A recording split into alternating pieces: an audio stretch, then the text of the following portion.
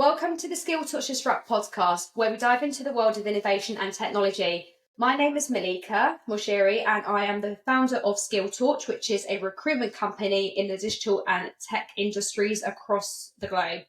Today I have with me DJ Agahi, who is the Managing Director of Sabio Holdings across UK, EMEA and APAC. And he's going to talk to us a bit more about the CTV landscape and also Sabio's capabilities. DJ, I am excited to have you here. Not as excited as I am, Melica. Thank you so much for having me. And it's really great connecting with you. I remember we met last year. We both just moved back from LA to the UK. So, it's great to see, you're doing well and you've settled in okay in the UK as well. Yeah, I've been in the UK for almost a year now. Same as me. Building out the global footprint of Sabio Holdings, and starting here in the UK first. And it's been an excellent adventure over the course of the past 12 months, getting to meet tons of new people in the agency world out here in the UK.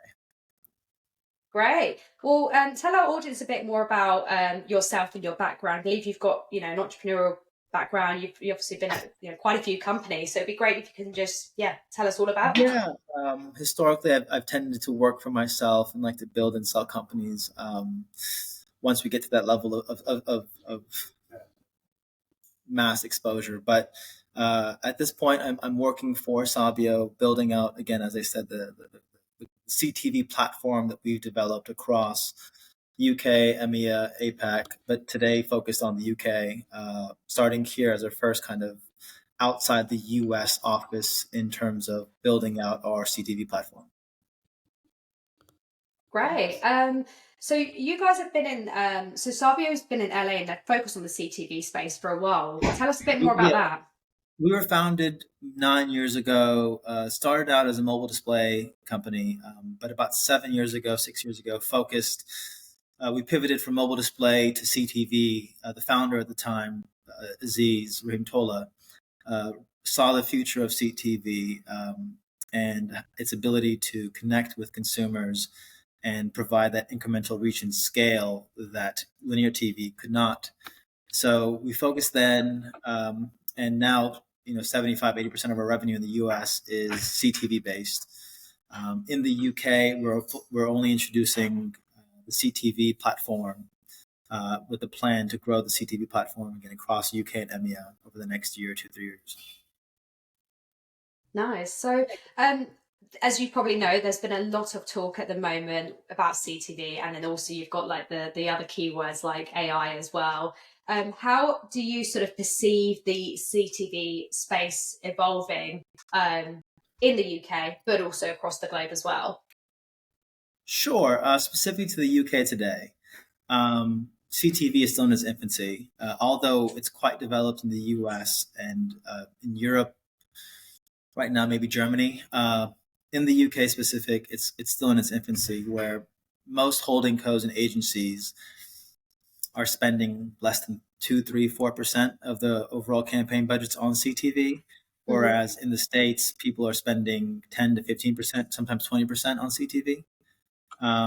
So there's a lot of upside, but if you look at the overall spend in terms of percentage year over year, where linear is down, digital is down, CTV is growing. I think last year it grew at 9 or 10%. So it'll continue to exponentially grow from there here in the UK.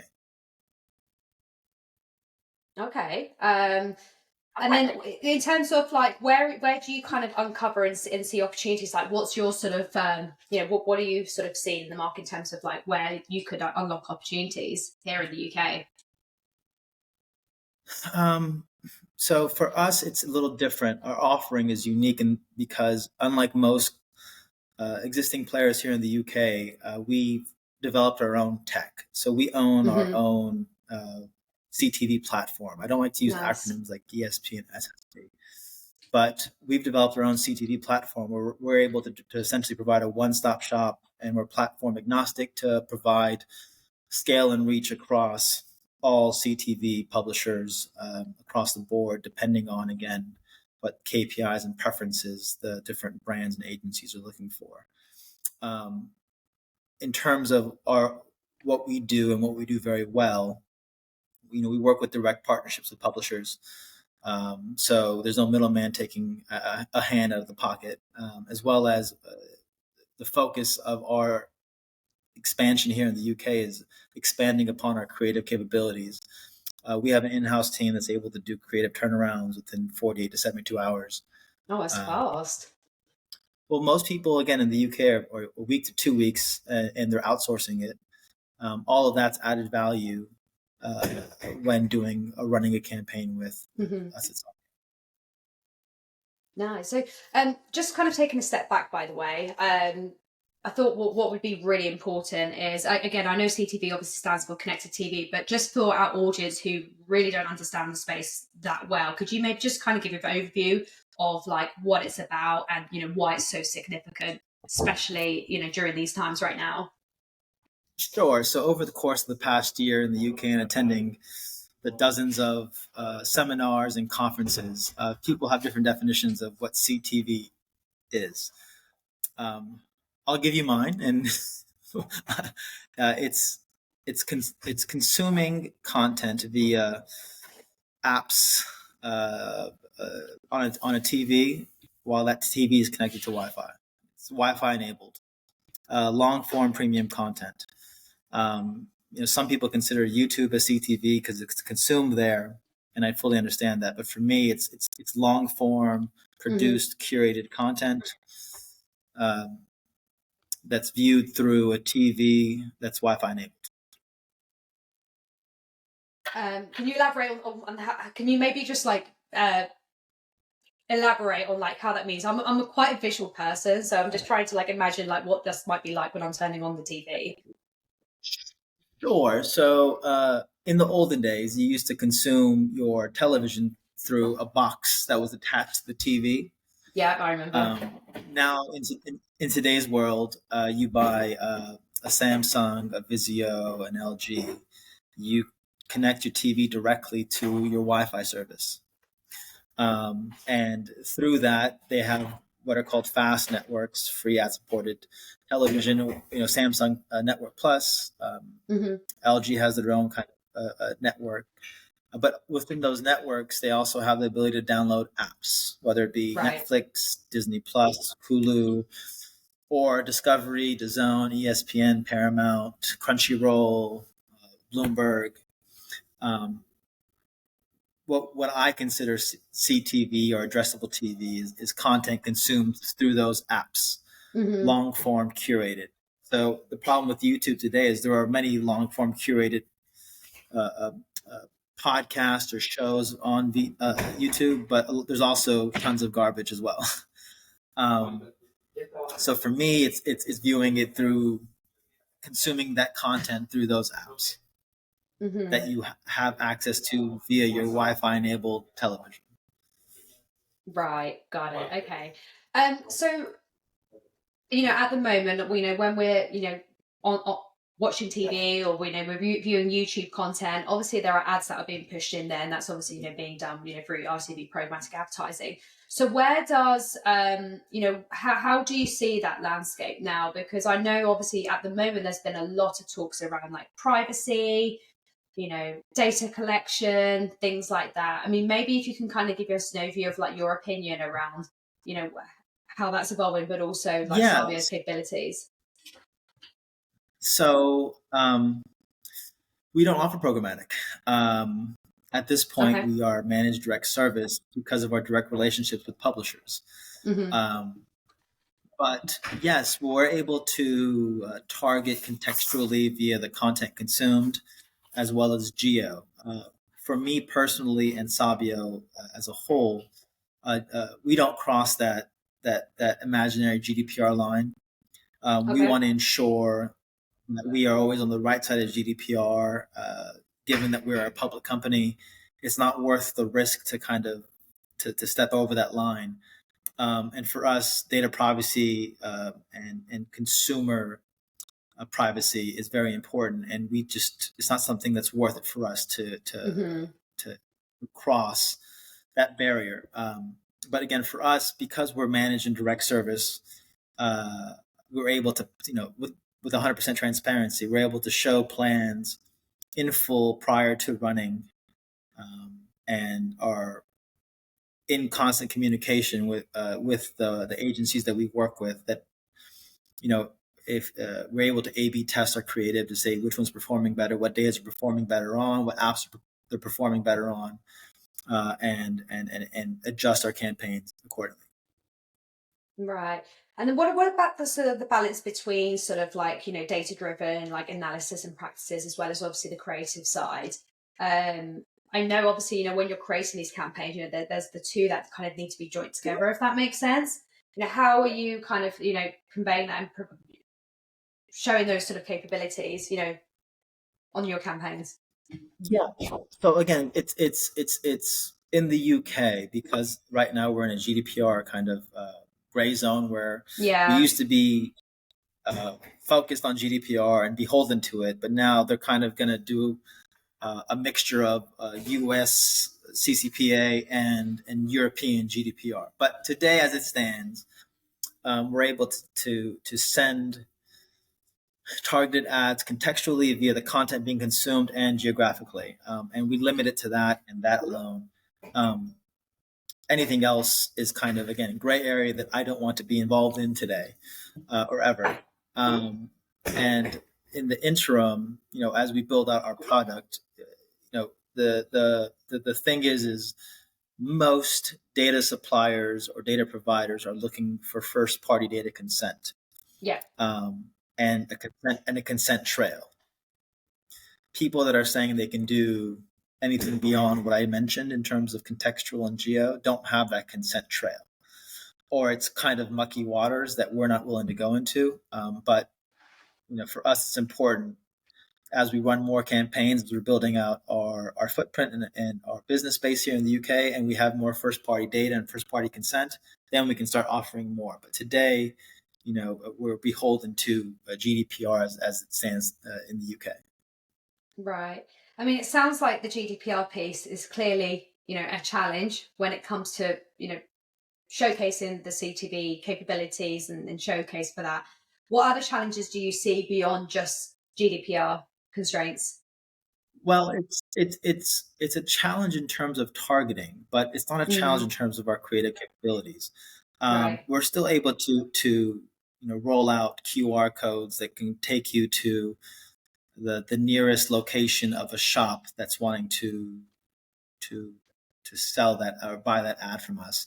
We're still able to roll out custom creative where you can see multiple videos of different cruise lines that they want to highlight their new cruise ships they're rolling out. All that stuff is possible. And it doesn't impact the creativity, it just impacts the targeting. Right. But in terms of challenges, sorry, let me answer your question. In terms of challenges, I don't look at it as a challenge because we all have to play in the same pool. That's true. That's a good way to look at it. Yeah, we all have challenges in everything we do in business.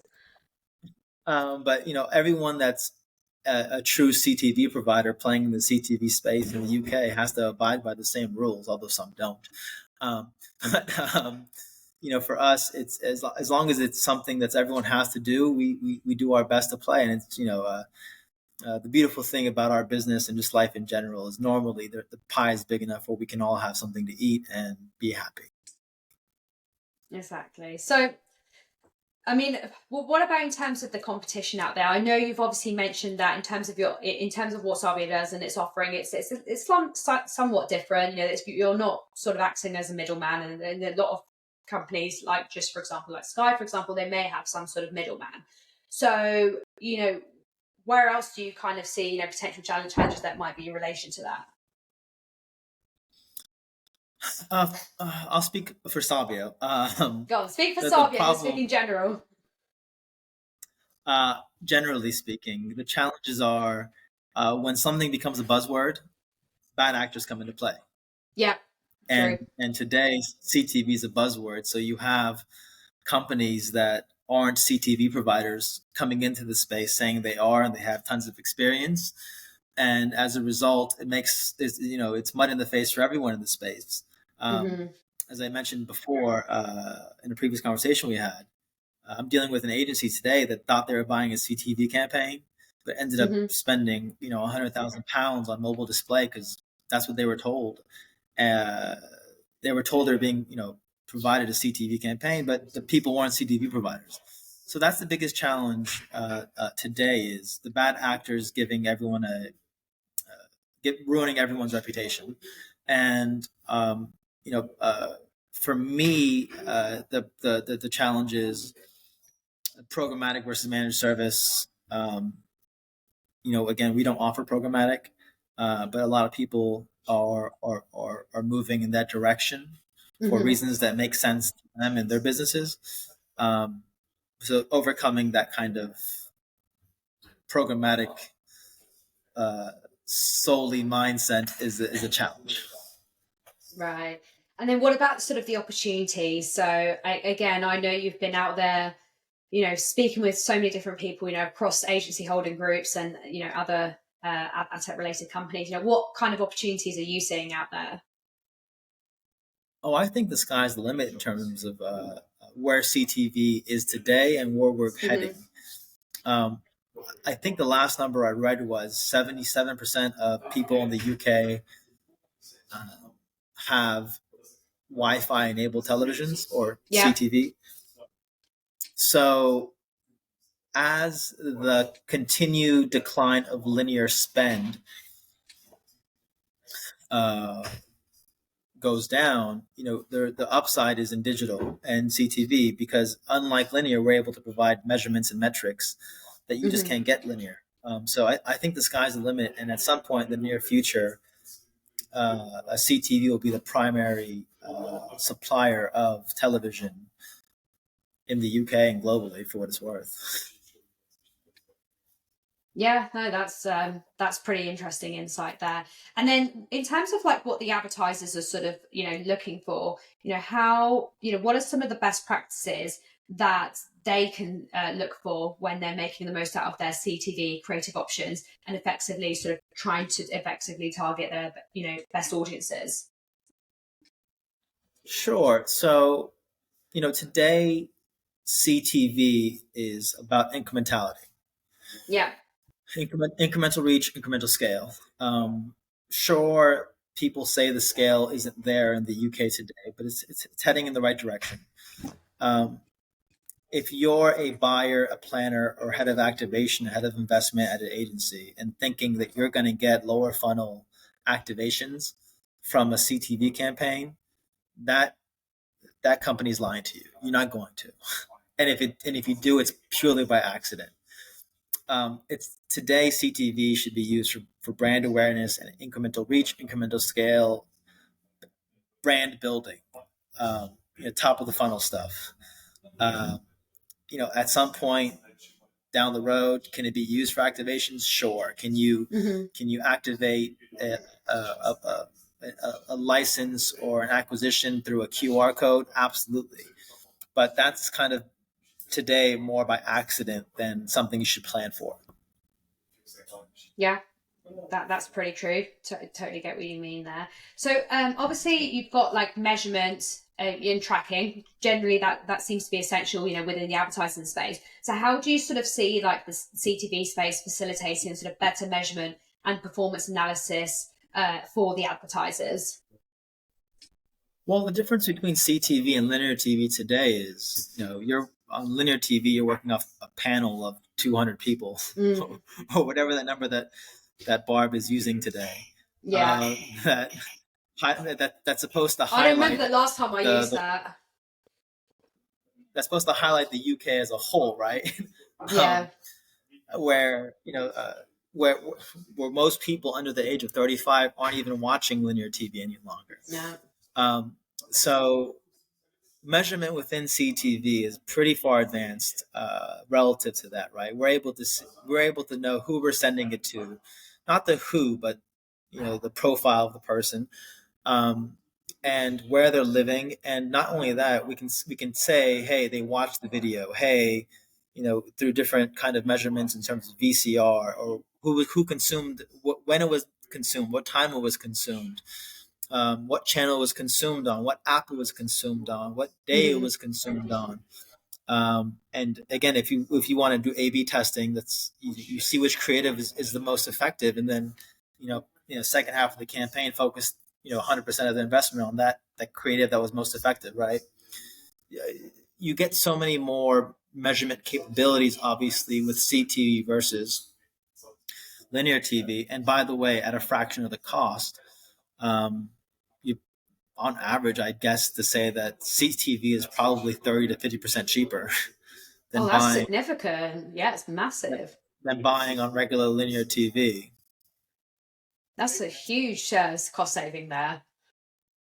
Sure, it is. But again, remember, as of today, there's still, numbers wise, there's more people still watching linear TV. Although the numbers are skewing older, but for most people under the age of 35, they're consuming their content via CTV, addressable TV apps on TVs. So it just depends on the brand and their KPIs and who they're going after to see if CTV makes sense or not. Right, got it. Would you be able to sort of share any sort of success stories or potential case studies? I mean, it could just be in general, or even Sabio specifically, even outside of the UK as well, where specific brands, has sort of significantly like improved in terms of like their reach to consumers, or maybe sort of their conversion rates to advertisers. So Sabio doesn't promote individual brands. Okay, fine. Sorry, just want to double check. Although we've worked with the top 50 global brands across the board, across every vertical. Generally speaking, I've never come across a case study that said, "Hey, we fucked up." Sorry, I didn't mean to curse. We'll sort that out later. 2120 or 2150. No worries. But that said, it's clear that the reach and effectiveness of a properly ran CTV campaign helps most brands. Because simply what we're able to do, right? If you're a cruise line wanting to, again, highlight your cruise ships, if you're a spirit brand wanting to highlight different spirits you have coming out, if you're a CPG brand wanting to highlight different shampoos or different ice creams that you want to start selling, everything is measurable when running these campaigns, depending on the creative you want to run on CTV. Right. Okay. And then how do you sort of see the future now? So obviously with the ever-changing sort of technology landscape, how do you see the future of CTV advertising, and how do you think advertisers should prepare for the upcoming trends that are coming up? So again, the issue, as I mentioned earlier, is in the UK is scale, right? You can't reach the scale today. I think as the UK CTV market continues to grow and publishers continue to come into the space, eventually you'll have that scale where at some point in the near future it'll be equivalent to or replace your current broadcast and broadcast video on demand, BVOD populations, consumers. So to play in the sandpit today and learn what you like to do best and learn best practices, when it's still kind of in its infancy and everyone's still kind of trying to figure out like where the best to place these brands, makes sense. So at some point in the near future, when you're looking at CTV no longer being an incremental play, but hey, a mass play, you want to be comfortable in running those campaigns at that point. Right. And then when you say like they can't scale as much as possible, what's the reason behind that? Why can't they scale to maximum levels? Today it's purely based on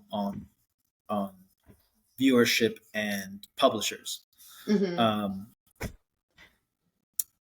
People still watch the BBC. People still watch ITV. People still watch Love and Melon, right? Like, we're very fixed on that 9 o'clock programs that on ITV.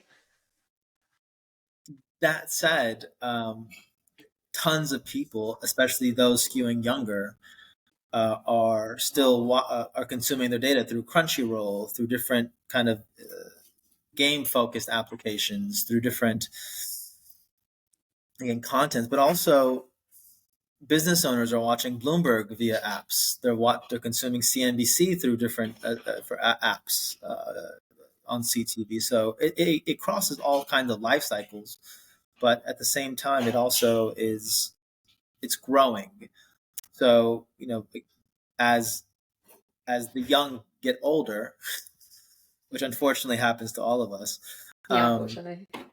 we're not going to change our viewing habits. We'll still be consuming our content through Wi-Fi enabled TVs. It'll just be different content. Yeah.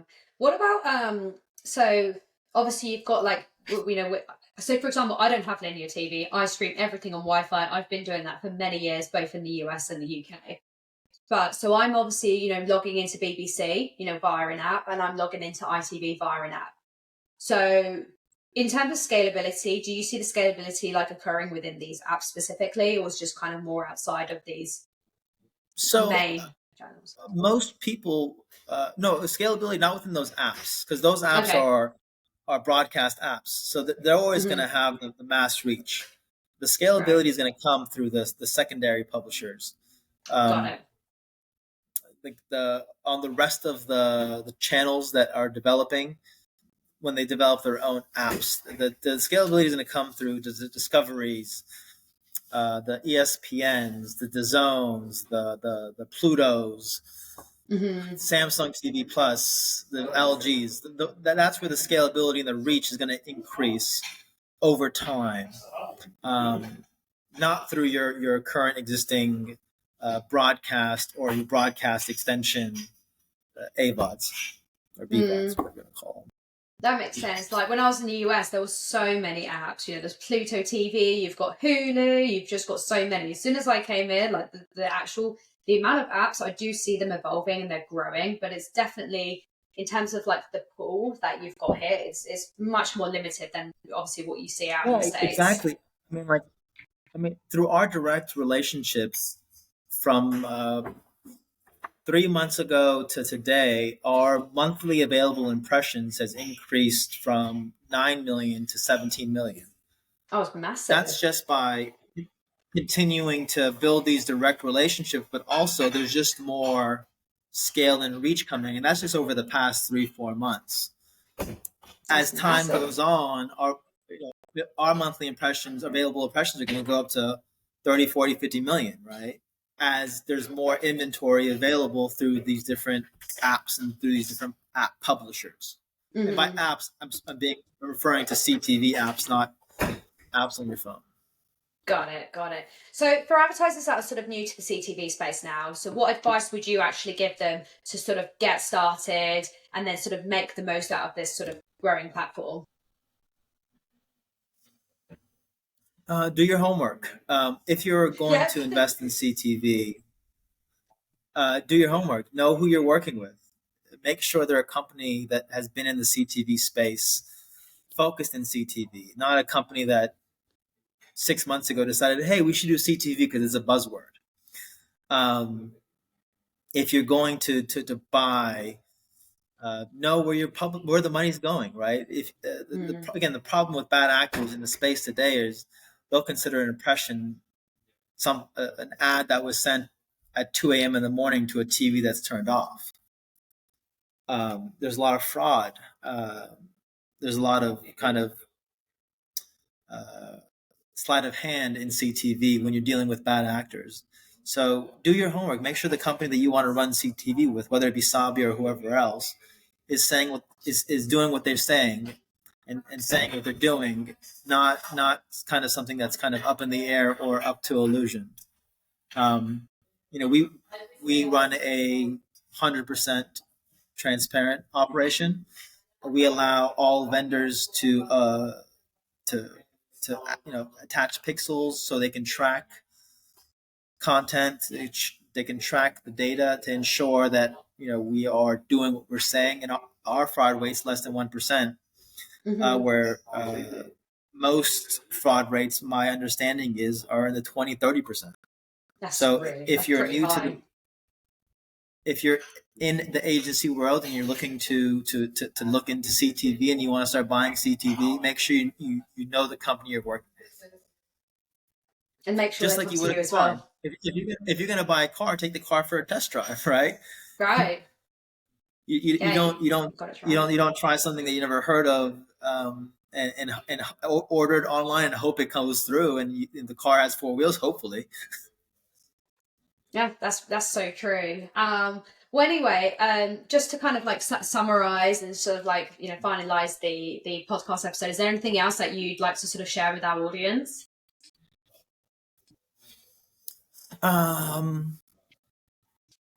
CTV is a growing space. It has amazing ability. You can access custom creative and do things within CTV that you're just unable to do via linear. And as a brand, you're able to get the cachet that comes with a big screen ad for not much more than you would doing a mobile ad. So again, that's why CTV is the future. And like everything else, do your homework, learn the market, and be comfortable with CTV and get comfortable with CTV, because CTV is not going anywhere. Nope. Addressable TV is not going anywhere. It's going to be the future of big screen consumption.